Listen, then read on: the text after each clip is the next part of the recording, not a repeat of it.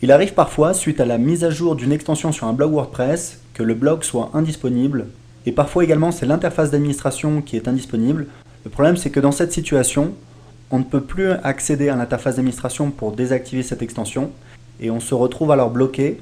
Dans cette vidéo, je vais donc partager une astuce très simple pour réparer un blog WordPress suite à la mise à jour d'une extension.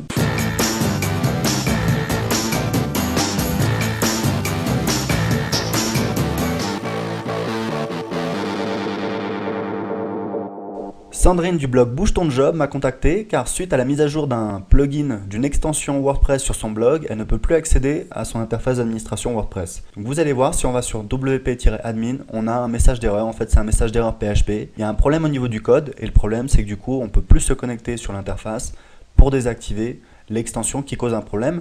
Vous voyez qu'on peut regarder quelle extension cause le problème. On voit en fait le répertoire 3W dans lequel est installé WordPress, wp-content qui est le répertoire qui contient le répertoire plugin dans lequel il y a les extensions. Et ensuite, on voit donc le nom de l'extension qui pose un problème. Il s'agit donc de l'extension si-contact-form. Et donc, c'est la mise à jour de cette extension qui fait planter l'interface d'administration de WordPress. Donc là, on est bloqué puisqu'on ne peut plus désactiver cette extension par l'interface d'administration. Mais il existe un moyen très simple, justement, de récupérer ce problème. Et je vais vous montrer comment faire. Alors, on va utiliser un logiciel de FTP comme FileZilla qu'on a déjà vu ensemble. On va se connecter sur le site de Sandrine, sur le blog. Et en fait, ce qu'on va faire, c'est qu'on va supprimer directement l'intégralité du répertoire de l'extension qui pose le problème. Et ça va résoudre instantanément le problème. Donc vous voyez, on est chez OVH. Donc le site est contenu dans le répertoire 3W. Donc on clique dessus. Ensuite, on clique sur wp-content qui contient le répertoire plugin. Et ensuite, on va chercher le répertoire de l'extension qui cause le problème. Il est ici. Vous voyez, on va faire clic droit, supprimer, voilà. On retourne maintenant sur le blog,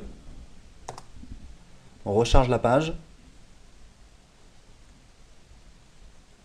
et voilà, on a à nouveau accès à l'interface d'administration du blog Bouge ton job, du blog WordPress de Sandrine. Donc vous voyez, c'est très très simple, il suffit uniquement de supprimer par FTP le répertoire de l'extension. Voilà, j'espère que ce conseil vous aura été utile. Pour poser vos questions ou pour plus de conseils en vidéo pour apprendre à bloguer, je vous donne rendez-vous sur bloguer.tv.